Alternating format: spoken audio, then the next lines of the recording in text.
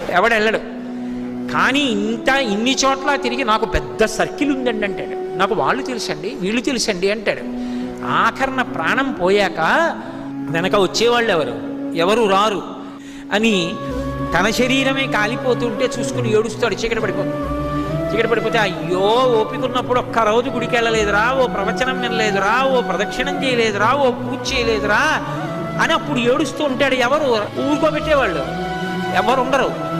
అప్పుడు అక్కడ ఎవరూ లేకపోతే చచ్చిపోయిన వాడు ఏడిచి 1000 మాటలు చచ్చిపోతారని నేనున్నాను, ఏడవకురా, ఇంకో శరీరం ఇస్తానని చెప్పడానికి అక్కడ కూర్చున్నాను పార్వతి అన్నాడు.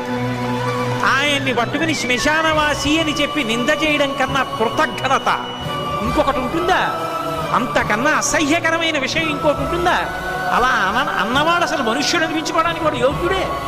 కాబట్టి అందుకు కూర్చున్నాను పార్వతి, అంతేకాని నాకు సరదా పుట్టి శ్మశానానికి వెళ్ళి కూర్చోలేదని చెప్పాడు.